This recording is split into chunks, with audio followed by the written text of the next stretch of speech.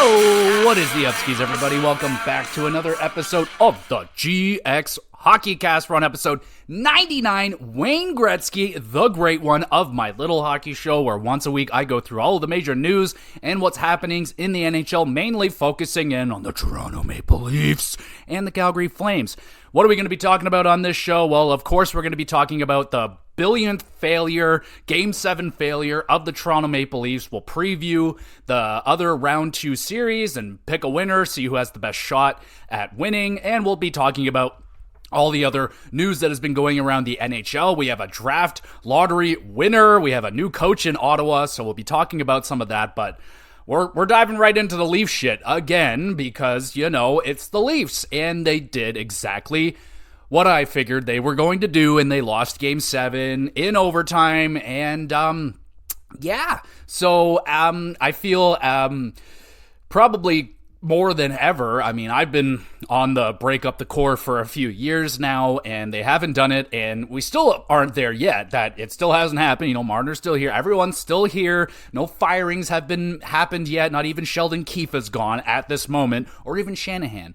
So where do we start with this series overall? Where do we start with this story overall with the Toronto Maple Leafs? Where do we go from here? Because we've literally done this 4 fucking times already with the Boston Bruins alone and numerous other series that they've blown. Columbus, Montreal, you name it, Tampa Bay, and then yes, last year they had their one series win, and they got run over by Florida, which even if the Leafs won this game against the Bruins, I would not feel I wouldn't be picking the Leafs to beat Florida, man. Like, that's just not how it is. Like, even if you get that momentum of slaying the dragon and everything, like, Florida looks really, really good this year, and the Leafs didn't look all that good this year all around, man. Like, this season was kind of stinky all the way through because of the whole Dubas just getting canned out of nowhere pretty sporadically, and then Brad Treliving being brought in and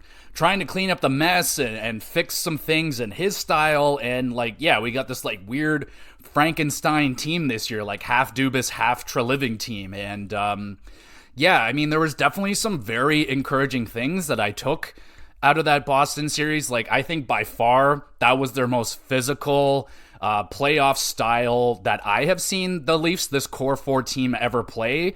Like, I was watching, you know, McCabe was whamming bitches, Edmondson was whamming, like, everyone was throwing checks. Like, Matthews threw a check here and there, Marner threw a check, but I think overall, like, the team was not, this time, getting pushed around physically. They were not getting dominated.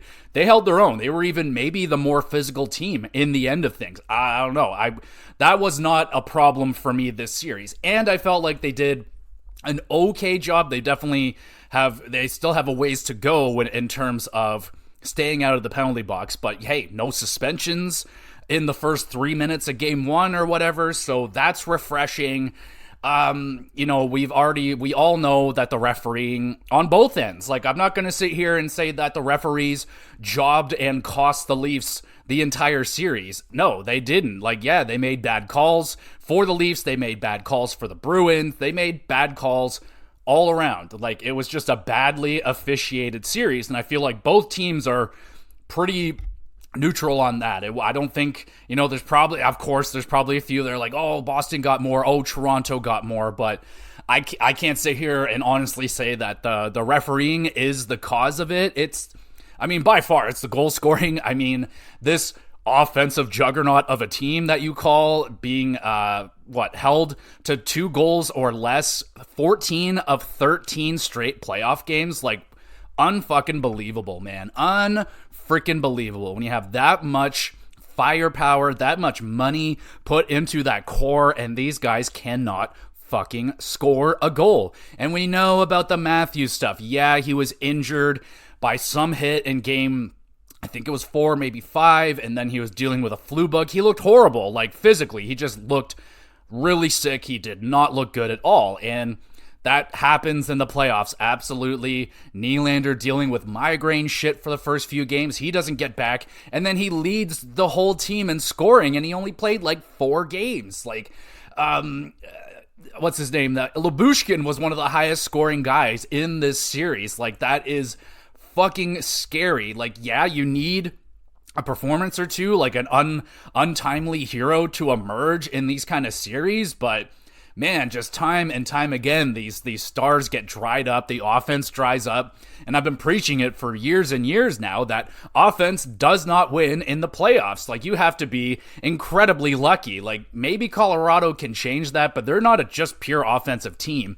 And I don't think the Leafs were ever a pure offensive team, but that was definitely their bread and butter, and year after year after year, it's been getting less and less potent. Like, their offense just isn't as potent as it is, and it's been a gradual drop off. Like, I haven't really noticed it. Like, when people started mentioning like how slow the Leafs actually are, I was like, damn, they're right. Like, they used to be one of the fastest freaking teams, one of the hardest to handle, and now they're just like, yeah, they're like way down the line, as they're just not a very fast team at all. They don't like to go off of the rush. They like to set up everything, and it's really, really freaking annoying to watch. It is literally like what they have done for the last 8 years is the definition of insanity. They have been trying the same fucking thing year after year after year, and it doesn't work, and it doesn't work, and it doesn't work, and they're just like, well, they'll come up with some excuse like, oh, Tavares had his head taken off, so that's why we lost to Columbus. Or Montreal, oh, COVID happened, that's why we lost to Columbus.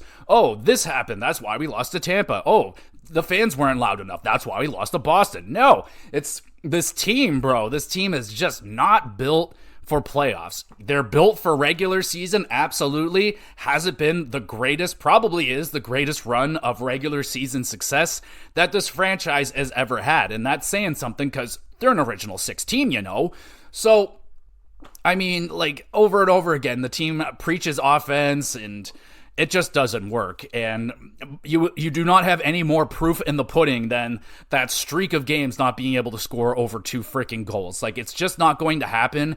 What I did like seeing was in game 5 and 6 was the Leafs showing that they can be a defensive team and shut things down and score, you know, a couple of goals and get a win. They showed that they were able to do that, and you're going to find so much more success with that in the playoffs, I feel, than you are with this really fancy perimeter offense that the Leafs like to run and setting up all these fancy plays. Like, that just goes away. You have to truly simplify the game, stupid, in the playoffs. You just got to get pucks on. You got to get pucks deep. Like, I hate saying it because it's so cliche, but that is exactly what it is. And we see it with Marner every fucking series. This guy is trying to do so much. All these extra passes when you just need to shoot the fucking puck, bro.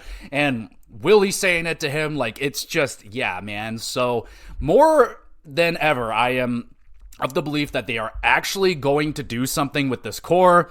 Get rid of, like, it seems like it has to be Marner.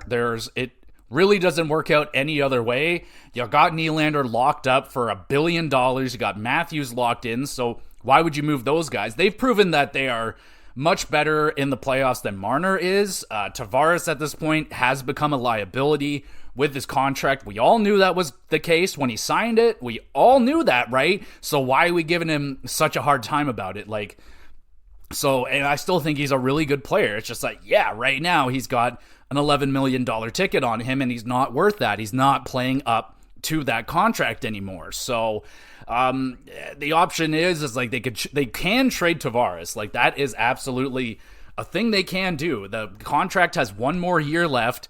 They're going to pay out his signing bonus, and then apparently it's only $900,000 that is owed in money. So Leafs can make a trade this offseason after the bonus is paid to him and move him off to a team they can still retain some of the money if they have to, just to make it look better on the books or whatever. But teams are going to know about that. So Steve Dangle podcast threw out a few teams that could use the services of a John Tavares. Obviously, the expansion team, Utah could always use that, like Seattle. And they really pointed on Chicago, where they need a veteran center to shepherd along Connor Bedard. And yeah, Tavares would be a fantastic fit for that, but there's a lot that has to go with that. Like, he has to be willing to leave. He doesn't have to leave, but just because he has a no move doesn't mean that he will never be moved and cannot be moved. Absolutely not. It's just going to make things a little bit more tricky. A lot of people have no move clauses in the NHL, and a lot of them move. It's not a problem. Like, it kind of happened with Kadri. Like, the second the Leafs tried to trade him, he said no. And then they tried to trade him again. And then he was like, oh, okay, so you just don't want me. All right, I'm out of here. So when the bridge is burnt like that, the guy's not going to want to stick around and just be miserable with a team that doesn't want him. So I don't know if that's necessarily what the messaging is just right yet with Marner and Tavares, but I'm all the way there for it. Like, you have to get rid of Marner. He is just the most ineffective guy in the playoffs. He's amazing in the regular season. He has an amazing play or two in a playoff series, which makes you go, oh, see, he can do it. But that's literally the plays that he makes are like 1 in a million. Like, you've got to just start making simpler plays, and he's just not capable of doing that. You've had 8 years to show us, and not once has Marner taken over a series. He's just not capable of doing it.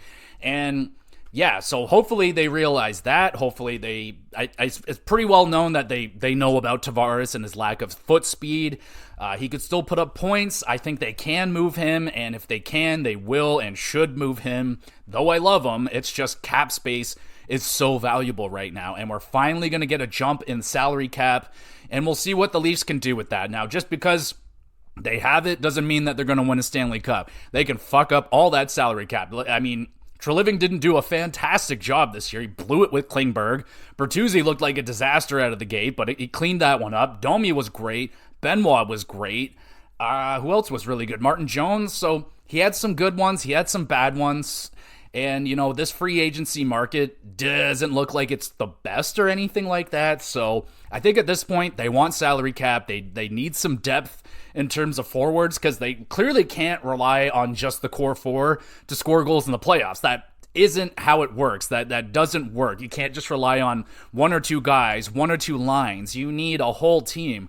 And yeah, clearly the four guys with double digits and millions getting made, it's just not going to work. And there's only so many guys out there that you can find on bargain deals. There's only so many Michael Buntings out there. And the longer that the Leafs stay in contention, they're not going to be able to draft as well. Though they have been drafting pretty decently with picks that aren't just first rounders. They have found a few gems out there like Matthew Knies, who I will talk about him. There are some, like I said, there are some okay things that we get out of the series, but by far it's the goal scoring. It completely dried up, as bad as ever this series. And yeah, man, it was completely frustrating. The Boston Bruins played a fantastic game against the Leafs. They kept them out to the perimeter, not a lot of great chances. And the thing that I really noticed, man, like when I was watching this series, whenever the Leafs did have a good look and a good chance with a lot of space, guess who has the puck? It's going to be guys like Edmondson, McCabe, fucking guys that aren't goal-scoring threats, right? And I'm just like, And then you finally see a guy get some space, and it's not a guy you want to have space. And Dewar getting the breakaway, it's like, that's great, but if the Bruins did a great job, man. Like they suffocated the guys that they needed to suffocate, and at the sacrifice of letting a guy like maybe Benoit get a good shot every now and again. Like, you would risk maybe Benoit getting a grade A shot over Matthews potentially maybe getting a B or an A+ shot, and he's more than likely going to cash it, but maybe not, because we look at the power play of the Leafs throughout the series was absolutely, like, straight up kind of depressing. Like, that was one of the most just pathetic, useless power plays I have ever seen. It was literally 4.8%. That is fucking embarrassing, bro. So if that number alone doesn't prove to you that this core four can't get it done on the power play, for God's sakes, 4 per goddamn cent, that is fucking just abysmal, unbelievable. And then you got teams that are successful in the power play, 45% for the Edmonton Oilers, 44% for New York. I mean, the Leafs are so far down. Like, they were even underneath the Capitals. They were underneath the Capitals for power play. They were underneath the Capitals for goal scoring. Like, unfucking believable, bro. Unbelievable. Like, I am just not good with this. So they got to change something. I would rather have a team play like Nashville or something. I'd rather it be boring and successful than this shit where it's like chaotic and random and luck, and the Leafs never have any luck, so we know why even bother with this shit, where, oh, maybe a lucky pass will get through 30 sticks and we'll get a shot that will miss anyway. So, yeah, man, the Leafs, really, I've never seen them dry up this badly. That was just the nastiest spree of not being able to score for shit. Thank God Joseph Woll went in there, and you know, honestly, I kind of wanted the series just to go down in like 5, just so we can really fucking be like, see, they weren't close, they got their fucking shit kicked in, and that hasn't happened enough, I don't think. That's why this team keeps re-rolling, is because it's like, oh, we lost in Game 7 overtime, you were that fucking close. But it's like, no, man, I think with the team that you have, you should have mowed down the Bruins, man. Like, with that center depth compared to the Bruins, the offensive depth compared to the Bruins, I feel like the Leafs should have been able to break through, and they didn't. So I don't know at this point what they can really do with that. It's really infuriating, you know. It's literally, they get so close, but they're very far away. And I think maybe if they had one ass kicking in there where they got swept, kind of like they did last year against Florida, like when they got their asses kicked, that was the first time in a while that the Leafs got their asses kicked like that in the playoffs. They always take it to 7. They always get very close and fall short of the line. And yeah, that gives them just a little bit of light to be like, well, maybe if we roll it back, we will get that goal. And no, it just doesn't happen. And yeah, they won against Tampa, but they were not the better team in that series. Not even close. Tampa kicked the shit out of Toronto in that series. The Leafs got a little lucky, and that is what you need sometimes. You know, I really like the way that the Leafs were playing in 5 and 6, where they shut it down. Joseph Woll was amazing, and the fucking announcement of Joseph Woll not being in that net for Game 7 was, you know, I knew it was over at that point. Even if Matthews was coming in, I'm like, no, it's over. Like, Woll was the guy that got them those wins. Like, he is just a calming presence back there that Samsonov isn't. And yeah, Samsonov was amazing in the first period. He was amazing. I was like, wow, that might have been one of his best performances as a Toronto Maple Leaf in that first period. He was amazing. But then he lets in 2 of the worst fucking goals, and that's what he's about. He lets in these deflating fucking goals, and people can say, oh, he didn't see that shot from the point from Lindholm. He did. He was just so deep in his net. There's no way he could react fast enough to it. He was so deep. Go back and watch it. Watch how deep he is. You're not going to make a save. And he didn't. And it was a terrible goal. When that one went in, like, you just see the reaction on him. He's like, oh, well, all right. And the Leafs were just like, oh, fuck. Like, you can't win. And of course, like, the Leafs get the first goal in that game. One of the greatest moments. Like, I even, like, that's where Leafs got away with one. Like, that shouldn't have been a goal. That should have been called down for a penalty. But the Leafs get away with one, and they actually make the Bruins pay for it. It's in the back of their net. And then what? 80, 90 seconds later, it's deflated, it's gone, we got a tie game again, and right there I knew, even more so before the game, now I know 100% it's done. Like, you had it, you couldn't hold it for more than 80 goddamn seconds, and that has been a problem with the Leafs for years. This isn't the first time this has happened, folks. This is a constant problem with the Leafs. Whenever they score, don't get too excited, because the other team's coming right back and they're going to score. What is that? Lack of focus? Are you too happy? Like, what the hell is that? Like, why can't they hold a fucking lead? It's so freaking infuriating. You cannot have any happiness being a Leaf fan. I'm telling you, it is so hard to enjoy a playoff game. Even the goals that the Leafs scored, I didn't celebrate them because I couldn't. I'm like, is that a goal? I have to wait and see if the referees are going to do anything. So it was truly one of the more unenjoyable series. I think even if I was not a Leafs fan, had nothing to do with the Bruins and stuff, I don't think the series was all that good anyway. Like, there wasn't a lot going on in terms of great chances. There was some chaotic moments in front of the net, but yeah, man, it wasn't the best. I enjoyed it. Like, I enjoyed it for parts, like, especially the Leafs being physical. I think it was Edmondson that just trucked Pasternak in front of the net in Game 7. That made me so happy. But of course, we all knew it was coming. Pasternak is the one that gets called out by the coach, and yeah, he was having a very quiet series. He was sleeping, and we all knew that he was going to be the guy. We all knew he was going to score that game. Like, he gets called out, of course you're going to score. It's the Leafs. Everyone steps up against the Leafs, and bam, he puts it in. Crazy play by the Bruins. Like, I didn't even know what happened. All I saw was the puck was in the net, and I'm like, what just happened? Like, that was so fast and out of nowhere, and not a single thing was done on the Leafs end. Like, no one saw it coming, apparently. Samsonov is swimming on the ground. Like, what the fuck? I literally was having flashbacks to 2013. James Reimer swimming on his tummy. Wide open. I'm like, what are you doing? Like, oh, I don't even think Samsonov, like, even tried on. Like, I don't even know, dude. He just fell. It was embarrassing. It was terrible. A great win for the Bruins. Like, and the sad thing was that narrative. That narrative was right fucking there.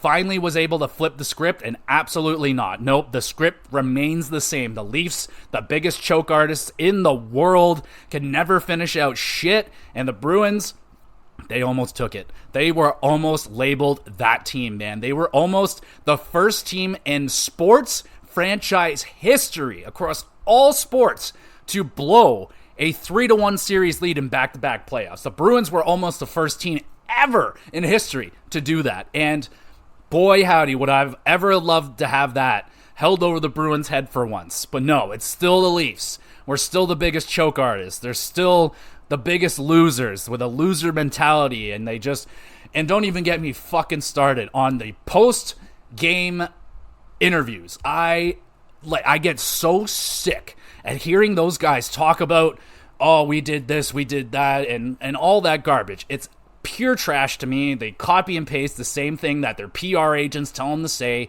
and they say it. And it never means a fucking thing to me, man. It really doesn't. We tried our hardest. Bullshit. We did our best. Bullshit. No. If you really did, you would have won. If you really tried your best, you would have won. You didn't win. You haven't won in 8 years. So don't lie. So, I mean, what do you expect? That's why I don't bother listening to those things, because the guys aren't going to speak the truth. Morgan Riley, from what I heard out of him, was kind of the most truthful-ish, even though everyone's giving Marner and Riley shit because they didn't come out. I saw them speak, so I don't know where that's coming from, but I guess they didn't come out that day or whatever, and everyone wants the captaincies stripped off of all of them, like Tavares, Marner, and Riley. They want them all stripped of the captaincies.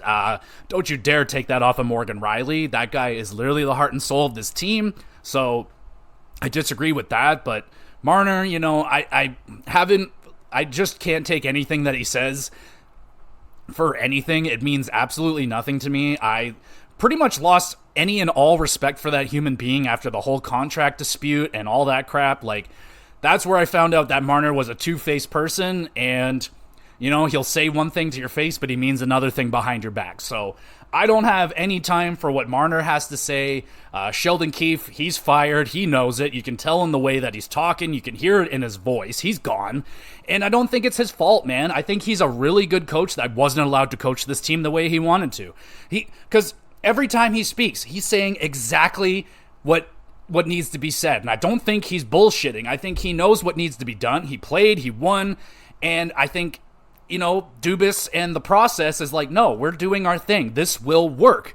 And Keefe is just like, no, it won't, no. And he's just not allowed to coach the team. And you see it with things like when he would call out the Stars, and then the next day he's coming out and apologizing. Oh, sorry, I didn't mean to talk shit about our Stars for not playing like fucking Stars.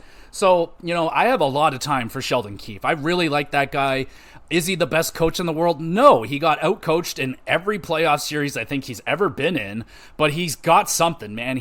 We'll have to wait and see where he goes next, if he gets another job, and if he becomes a really, really great coach because he's allowed to coach the team. I don't know, man. The way that I saw, he looked like he was, you know, on a leash. He wasn't allowed to do what he wanted to do, coach the way that he wanted to coach. So I'm not really like, yeah, there's blame, of course, to have on Keefe for, you know, putting like Kampf out there in like the final 3 minutes of the game and shit, not playing his Stars for like 30 minutes, with like stuff like that. And clearly just kind of getting beaten in terms of line matching and just general strategy. He just seems to always be out of his element. Like, he's just always getting outdone. And I don't know, man. Like, it seems like that's gone. I feel like everyone's pretty solidified that Sheldon Keefe is gone. And it sounds like it's going to be Berube who's coming in. He's waiting for this job and he wants it. So Berube could be the next coach. I think Berube and Treliving, they kind of have a similar style, so that could really work out.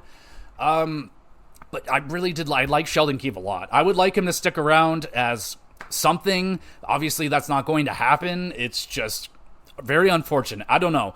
If you watch the Amazon documentary and you hear the stuff that Keefe is saying, like, that's just how I feel about it. I just feel like he wasn't allowed to do what he wanted to do. And you look at the power that guys like Shanahan have, like, he's probably pulling more strings, like, no, I want you to coach the team this way. So hopefully, it sounds like Shanahan's probably gone too. He should be, after 10 years now of the Shana plan.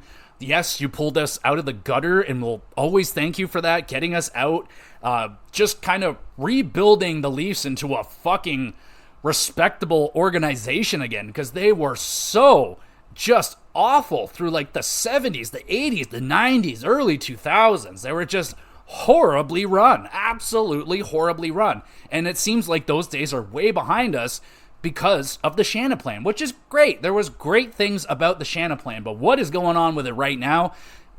Not working. It's not working. And you can't keep running it back. And I don't think there's any more excuses left. Like, what excuse do you have now? Like, your stars didn't score, so you got to get rid of them. What do you replace them with? That's the hard question. And I don't make $7 million a year like fucking Shanahan and all those guys do to make those hard decisions, but they're going to get it done.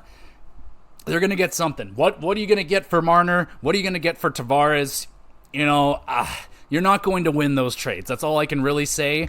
Tavares, it's a win just getting the salary cap if you can move him. And then with Marner, no, you're not going to get a player like Marner back. Absolutely not. And you're obviously not going to replace the points more than likely that you're going to get out of Marner. But we need a different style of player. Like, you need a player that can hold his own on his line. And I don't even know really if Willie can. Like, he is absolutely getting paid. Like, he can run his own line. And I think for the most part he can. I think so. But I don't know if that's the case just yet. For a fact, we know that Marner can't run a line on his own in the playoffs. That's for sure. Kind of in the regular season, but he needs a guy that can finish and score. So he's going to need a Matthews. He needs a Tavares or a Nylander on with him. And we've already seen Matthews playing without Marner. He's just fucking fine. He scored 69 goals this year, and he wasn't playing with Marner, so we know that's a thing. Like, yeah, it's great when Marner and Tavares are together. There's a little bit of chemistry with Marner and Nylander, not as much. Like, I don't really recall them playing together a whole lot at all. But William Matthews, we know they work together pretty good. Yeah, I'm ready for Leafs World without Marner. What does that mean? I mean, it's going to mean a harder regular season, absolutely. Like, you lose Marner, even when you add someone else in, it's not going to be as easy as it was with Marner in the lineup. Like, Marner one of the best passers in the league, and yeah, he's just a great fucking player, just not in the playoffs. So, and that's where we're at with the Leafs right now. Like, we've had all this success in the regular season. Now we need success in the playoffs, and hard decisions are going to have to be made. And I can't see them moving anyone else other than Marner. So that's my opinion on it. In terms of the guys that I felt like had a good series, like I liked what Edmondson brought to the series. Like, he brought that physicality, he brought that net front presence with his defense. I think McCabe has been an excellent addition. I hope they can keep it. And then obviously we have the Domi and Bertuzzi. So I don't feel good that Bertuzzi is going to stay with the Leafs. I just don't think he's going to want to stay. He didn't want to be a Leaf originally in the first place. It was kind of the last spot available, so he took it. So I'm not going to be surprised if Bertuzzi goes. I would love to have that player. Like, he was great. Did he get a whole bunch of points? Was he as dominant as he was with the Bruins last year? No, but he did the things that we needed him to do. He was battling just battling in front of the net all the time. He was getting in Marchand's face. He was getting points.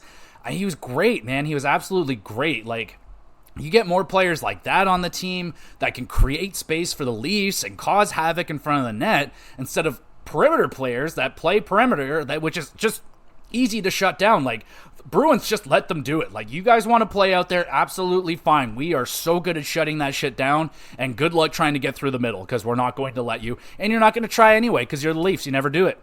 And like the one time they did, remember, Tavares charges the net. Oh, it pops out in front and Nyes puts it away. Oh, that's crazy. Good things happen when you crash the net. Oh my God.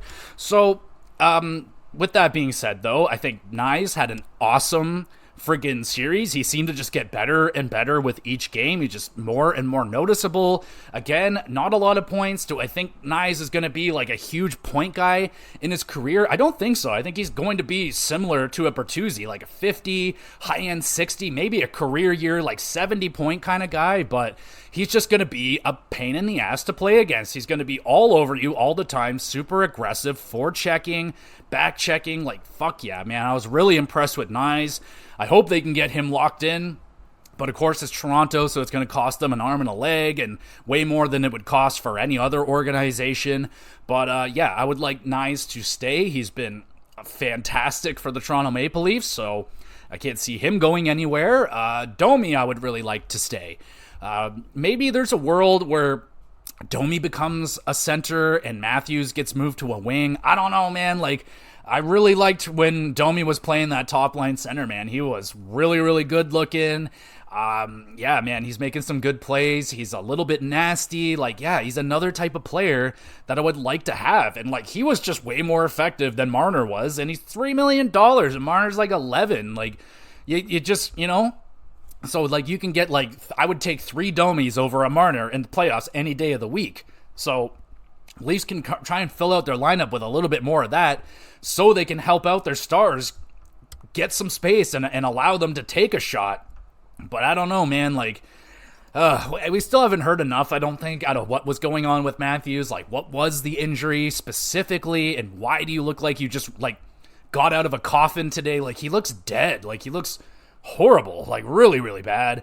Who else had a good series? I mean, obviously, Joseph Woll. Like, what the fuck happened? Like, apparently he seemed really down after the win in Game 6. So people are speculating that he already knew that he was hurt and probably not going to be in the next game, and he wasn't, which sucks, man. Like, really sucks.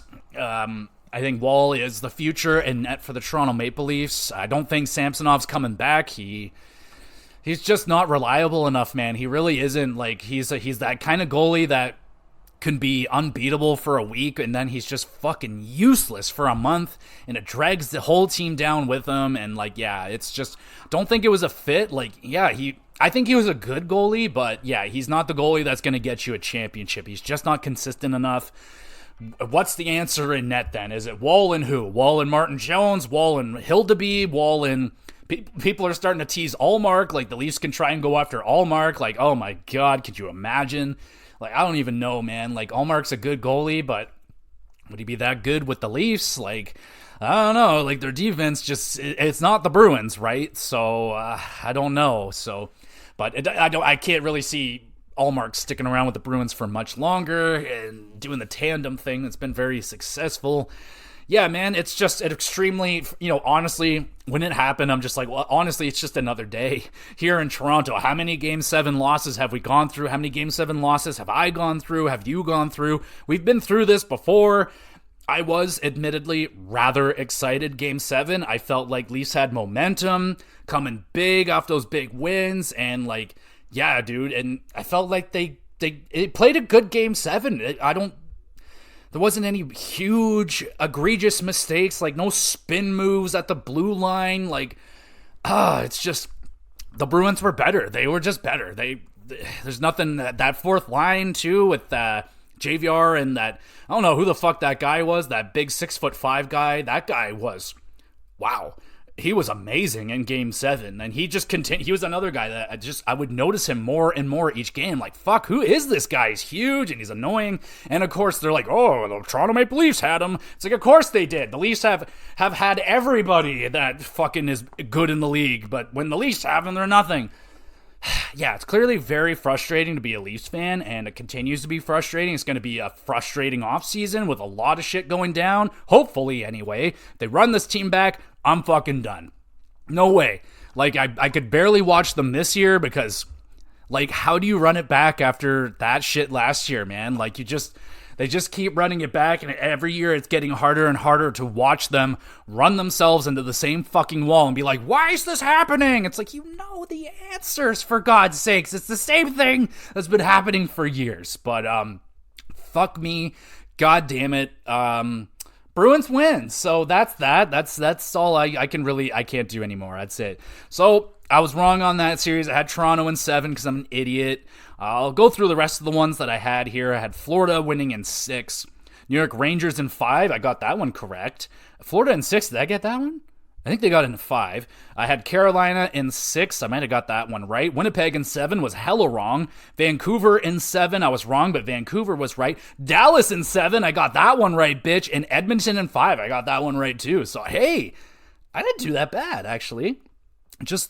Honestly, what I should do is a real bracket and then, like, my Leaf bracket, because I'm always going to pick the Leafs. I have to, just in case they actually win. I don't want to look like an idiot and didn't pick them, but in all reality, I wouldn't have picked the Leafs over the Bruins. Like, it's just not going to happen, but yeah, so let's move off of round 1. Now round 2 is underway. We had a couple of them already go down. Boston fucking kicked the shit out of Florida in Game 1.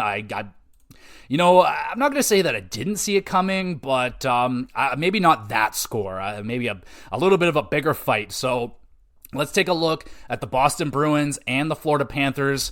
I'm just going to be talking about their playoff stats. I'm not worried about regular season stats. Now we have at least a handful of games that we can judge how these teams are doing in the playoffs with these numbers. So we'll start with Florida, currently scoring 3.5 goals per game, which is great. Hey, do you want to hear what the Leafs were scoring? 1.71. 3.5 for the Florida Panthers. Pretty damn good. In terms of their power play, 18%. You want to hear the Leafs again? 4.8%. Panthers doing quite well with their power play. I mean, 18.8, not that great, but much better than the Toronto Maple Leafs, right? Anyway, shooting percentage, 10%. Penalty kill at 81.8. How is the Leafs? 64%. Oh my God, I hate this team. So Florida, 81% on the penalty kill. Not too bad. Now, they are scoring. They have their guys going. Matty Tkachuk is going pretty good. But Bobrovsky, not doing so hot. Let's take a look at the goaltending statistics for the Florida Panthers right now. So currently allowing 3.17 goals per game. So they are scoring more than they're letting in, but 3.17, that's pretty fucking high. They're one of the lower teams on the list that have been in the playoffs, so they got to clean that one up for sure.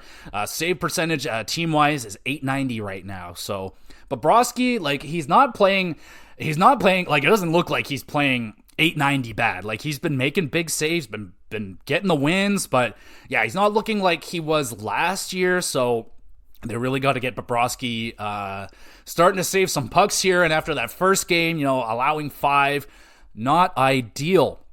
So we look at the Bruins now. Goals for, they're at 2.88, which is pretty low, quite a bit lower than the Florida Panthers. Their penalty kill is at a 95.8. Now take that with a grain of salt. They were going up against the Toronto Maple Leafs, who had the most abysmal power play I have ever seen, but the Bruins did a good job at shutting it down as well. 95%. So only other team that has a better one than that is Edmonton. Theirs is perfect. They have not allowed a power play goal. In the Bruins, power play currently clicking at 31.6.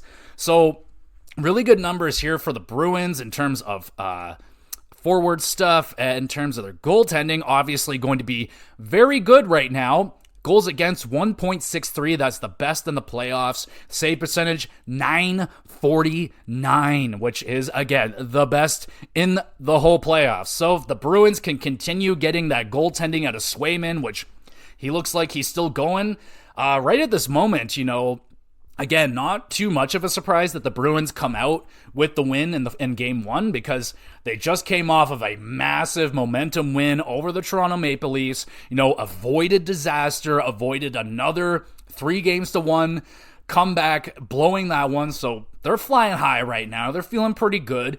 They didn't get anywhere near as long of a break. I think they had 1 day off before they had to go start playing Florida. Florida's had some time off, which helps and doesn't help. Like, it helps your team get a little bit healthier, but it takes away that momentum, that game-to-game momentum. So, yeah, they came out pretty fucking flat, Florida did, but I'm still going to go with Florida winning this one. They're just a really good, deep team. They didn't have to play as many games as the Bruins, and I think eventually Florida's going to start wearing down the Bruins, and yeah, there's a lot of offensive threats on Florida that they're going to have to deal with. They got Reinhart, they got Barkov, they got Tkachuk, I think Bennett is hurt right now, so if he can get back in, that would be very beneficial, but I can't pick the Bruins. I just won't do it, so I'm going to pick the Panthers in 7, just because that's fun. I'll probably write that down here. Let's get another little sheet. So we got Florida, V, Boston. I got Florida in 7 games. There you go. All right, what other series do we have? Now we get, oh boy, it's Colorado and Dallas. That is crazy. So congratulations to the Dallas Stars winning that Game 7. That was fucking excellent. I was rooting for those guys big time. I'm not a hater of Vegas. I actually really respect what they have done as an organization. They're so cutthroat and unapologetic about it. I kind of respect it. But I was going Dallas all the way. Thankfully, Ottinger really settled down in that series. He looked, that first game was scary, but he didn't allow more than 2 after that. So the Ott man is cooking right now. We got, was a 2-1 victory for the Stars over Vegas, and heard some things like Mark Stone's back was like really fucked up still. So we'll hear more than likely about injuries and stuff, but really happy for the Dallas Stars. So we'll start with looking at their stats right here, where I just lost them. 2.29 goals for, so not very much at all. Power play is humming, 28.6%. Penalty kill could use some work, 75% right there for the penalty kill. In terms of goaltending stats, they got to be pretty up there. Oh yeah, goals against 2.29, which is I think exactly the same as their goals for. Save percentage 925. So yeah, Ottman definitely cleaning it up. He's just got to be able to keep that momentum going. And the Stars, I mean, oh my God, dude, they're going up against probably the most potent offense in the playoffs. I mean, it is the most potent offense by far in the Colorado Avalanche. Oh my God, 5.6 goals for per game right now. And that is mostly because of Nichushkin. He's got 7 goals. Someone else had a whole bunch of goals too. I forget. But yeah, Colorado is scoring at will right now. Now again, take that with, I don't know, because they did that to Connor Hellebuck, the Vezina winner. So yeah, this is why Colorado is absolutely terrifying to me, because of what they just did to Winnipeg. 37.5% on the power play, so that's pretty good. 76.9% on the penalty kill, so they can use some work there. We know the goaltending, Georgiev was very shaky out of the gate, but he definitely cleaned it up.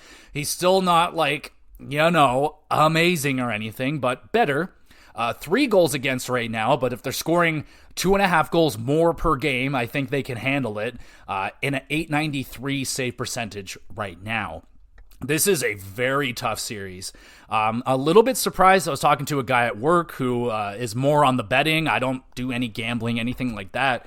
But he told me that Dallas was or Colorado is the underdog going into that series, and that kind of interested me because I mean, and it also goes to say how good Dallas is and how people are aware of it. They're a deep team, great defense, great goaltending.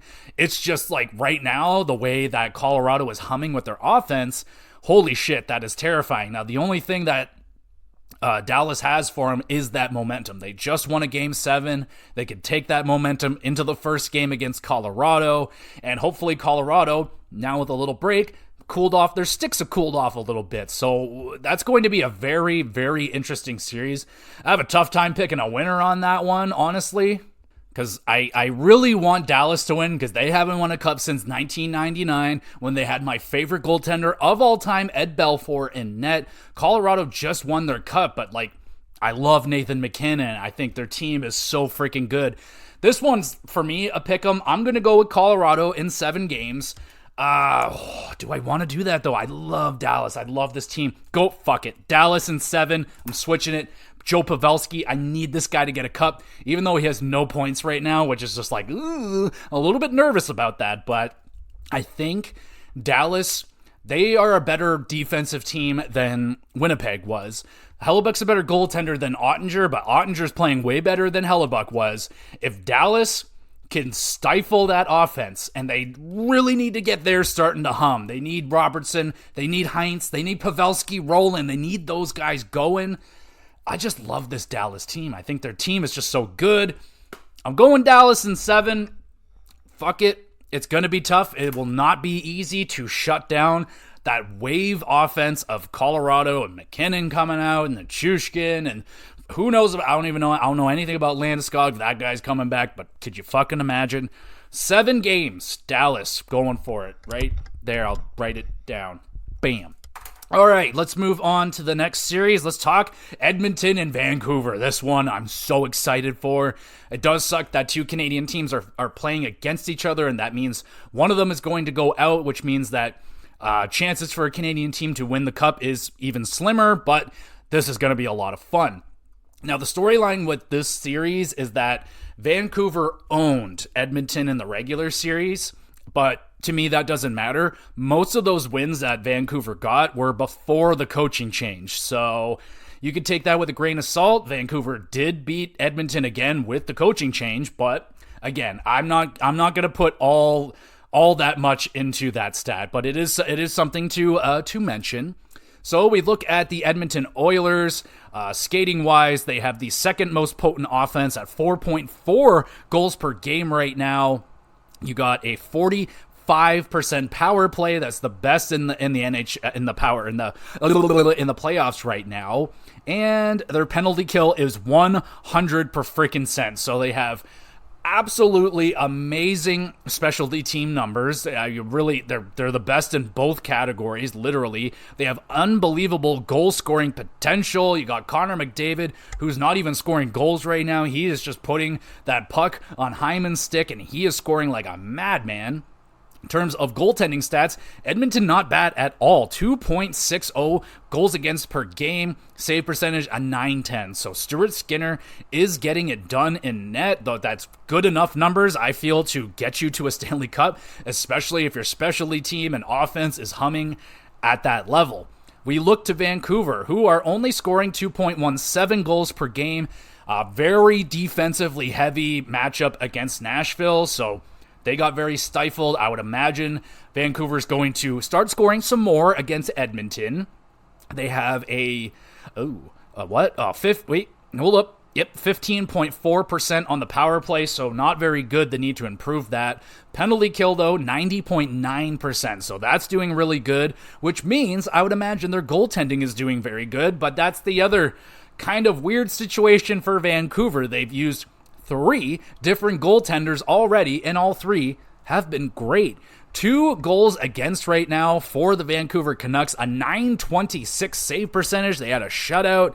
And yeah, who is going to be the starter? Their game starts tomorrow. I haven't heard anything personally. I know Demko is working to get back into this series, but I think they're just going to go with Shilovs because why wouldn't you? The dude's played unbelievable. He got you the wins. He got you there. So it's just, if it ain't broke, don't fix it. But yeah, so obviously the big discrepancy is with the goal scoring, but Nashville being a very defensive team, they're not going to be as stifled. But yeah, Vancouver's going to have to get the offense rolling, and they're going to have to be able to shut down Connor McDavid. And who has that job? It's going to be the Lindholm line. So Lindholm's line with whoever he's playing with, those are the guys that are going up against Connor McDavid. So you've got to get Pettersson going. He's got to start putting the puck in the net.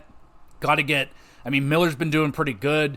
The depth I mean, the depth was doing really good, mostly just because of that one game, but Dakota Joshua, if he can get rolling again, that would really help out, but that is going to be a very, very tough team for the Vancouver Canucks to stop. They've done it in the regular season. Can they do it now in playoffs?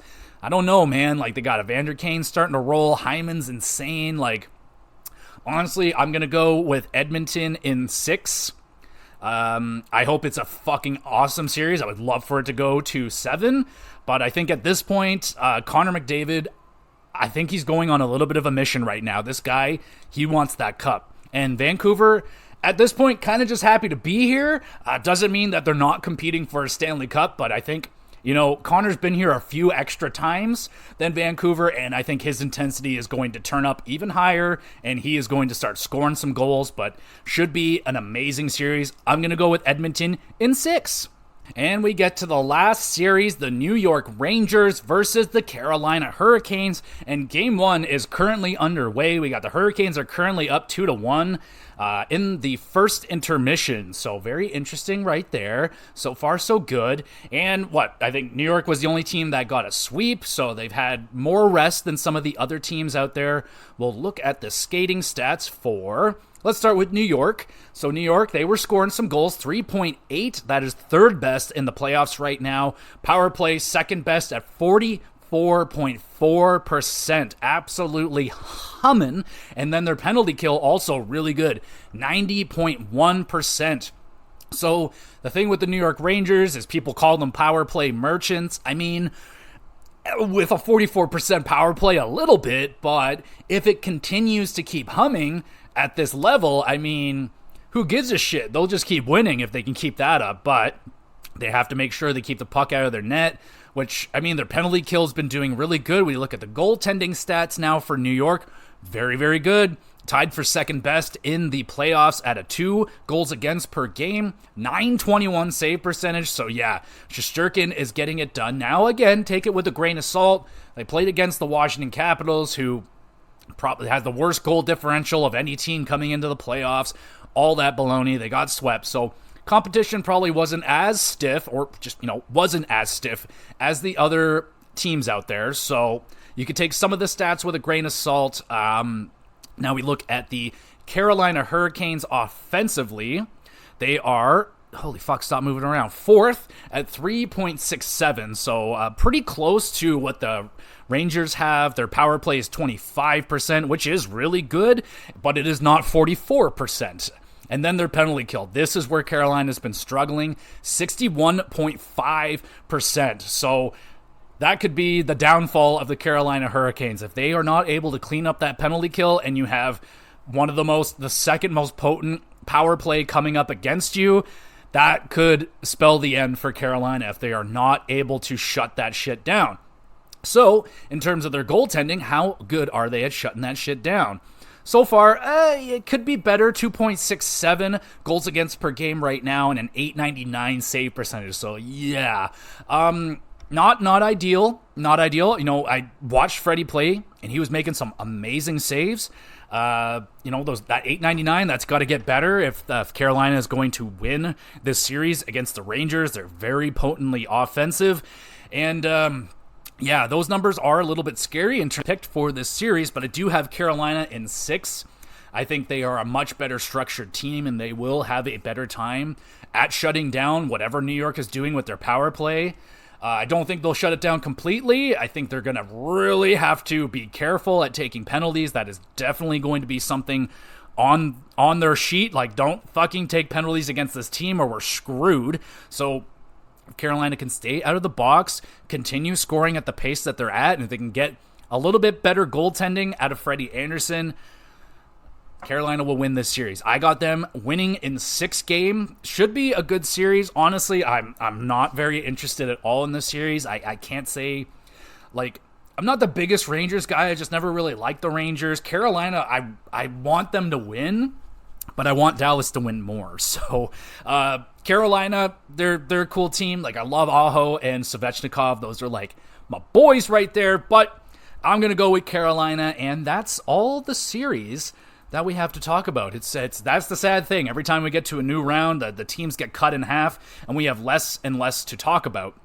But there are still more things to talk about. So let's talk about the NHL draft lottery that just happened. San Jose, they did it. They won the draft lottery. Finally, San Jose will get a first overall pick, and it's going to be Celebrini. I'm pretty sure he grew up in the California area, so that is a beautiful thing. That's a beautiful thing right there. I'm very happy that it wasn't Chicago. Chicago did get the second overall pick, so they were terrible, though. They were truly terrible, so it's not like they don't deserve it, and then the Ducks, they get third.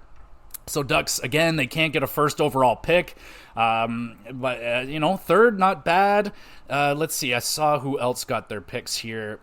Columbus is the fourth overall pick, and Montreal will get the fifth overall pick. So pretty good, man. Not bad at all. We know that this draft isn't as deep as the one last year, but doesn't mean that there's not going to be some fucking excellent talent there in the top 5. So let me know who you think is going to be picked in the top 5. Honestly, I only really know about Celebrini. Outside of that, I haven't done too much research into what is going on with some of the other well-known prospects coming up. In terms of other news we got going on in the NHL, the New York Islanders, after their elimination, have announced that Patrick Waugh and Lou Lamoriello will return next season for the Islanders. I mean, I'm not surprised about Patrick Waugh. He kind of got them into the playoffs in a way. So, I wish he wasn't coaching the Islanders. I wish he was somewhere else. No offense, Islanders fans, but would have been way cooler if he was in Montreal or in Ottawa or something like that. Colorado or something. I don't know. It would have been really cool. But he's sticking around.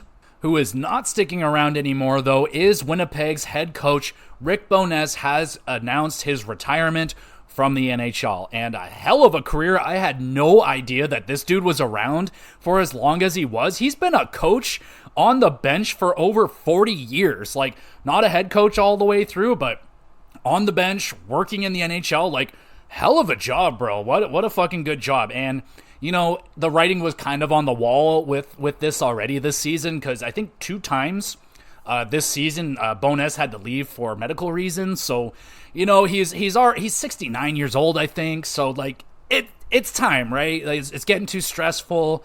I think he did a great job, or a good job with the Winnipeg Jets from where they were a couple of seasons ago. I think they had a couple of pretty okay runs. This year, first round exit, really disappointing, but it's Colorado. That's a really hard team to stop. So hopefully they don't take it too much to heart. I think they're on the right path, especially with that Dubois trade. I think that really improved the Winnipeg Jets just so much in so many areas. So good on you, Rick Bowness. An amazing career. Again, I had no idea it was that long, but good on you. Speaking of good on you, Cody Hodgson is retiring again. He did return, I believe. I don't remember what league he went back to and started playing, but his NHL career was cut short. I can't remember I think it was something to do with his equipment and a rash, something like that, kind of like what Hossa, I think, was dealing with. Regardless, a very highly touted prospect that just didn't get to live up to his potential, which sucks. But it was a really great story to see him come back. But I guess the rashes and the whatever he's dealing with has come back, so he's going to retire again. But hey, man, good on him trying to get back out there. Not a lot of people would try to go back after what he went through. So good on Cody Hodgson for that. That's really impressive. And we got to talk about Tampa Bay. Apparently, they would like to extend Stamkos, and they are talking currently with Victor Hedman. So, could mean that they want to keep the band together, keep Hedman. I mean, you definitely got to keep Hedman. That guy is just so important, and he's still so fucking good. And so is Stamkos. He's still really, really good. I think money in term is going to be a big sticking point, but I don't know. It does kind of sound like he is going to stay now, but who knows, right? Who knows? There's a lot of time before the beginning of the season. What other jersey could he possibly wear? I don't know. But apparently he wants to stay and they want to keep him. So usually when teams say that, they end up keeping their guy. And then this was announced, I guess today, but Travis Green is hired as the Senators' new coach, replacing Martin on the bench. That is probably not going to go very well, I'm thinking. Travis Green, I don't recall him having a very successful career. Didn't do so hot with New Jersey, and I think he was there with Vancouver. That didn't go well at all.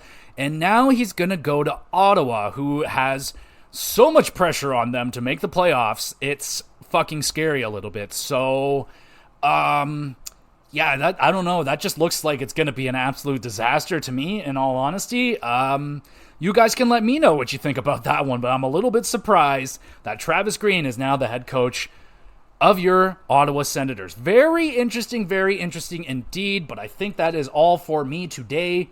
But thank you, everybody, so much for listening. You're awesome. You want to be even more awesome? Make sure you're hitting that like and subscribe and review the podcast and let your friends know about it. That might get a kick or two out of this podcast. Just, share it around and all that great stuff. And also let me know your picks for the second round. Who do you think is going to win?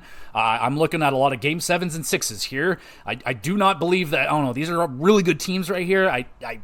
Vancouver would be the only one, maybe even Dallas, but that could go down in 5, but I don't want that. I want good competitive series, so give me that, please. Let me know what your picks are and how bad my picks are. If you're a Leaf fan, hang in there, guy, girl, whoever it is. It's okay. We'll, maybe you'll get a series like the Montreal one for me, and you'll just be numb to this stuff after that. Like, that did so much damage to me, that loss, that I feel no pain anymore when it comes to Leafs failures. I've gone through so many of them, been a fan of them since 2003, and yeah, it's just been essentially endless failure. So if you're a Leaf fan out there, keep your head up, root against those Bruins, boo, and just better luck next year, I guess, is all we can really say at this point. Like, fuck. So frustrating being a Leafs fan, but, we are Leafs fans in hope for that juicy, delicious day whenever they win. Oh, that's going to be good. That's going to be good. I hope I'm still on this planet when it happens. Maybe not, but who knows. Anyway, thank you everybody so much for listening. You're awesome. In terms of what else we got going on with the GX Plus cast this week, I just put up my wrestling recap, so you can go back and listen to that. I have the pay-per-view review for Backlash, one of the craziest crowds I have ever heard. So go over there, listen to that review. Let me know what you think. In terms of the GamerCast, I still don't have something selected. For some reason, I got Smash Bros on the mind. I just want to talk about Smash Bros, so I might just do an N64 Smash Bros retrospective, because, I'm just thinking Smash right now. That's all. Looking at all the old games that I have, I'm like, I just want to talk about Smash Bros for some reason. I don't know why, but maybe it might be Smash Bros. It might be something else. I don't know. Just keep your eyes open. Something will be there for you, and it'll be okay. So thank you again, everybody, so much for listening. In terms of who I want to win now,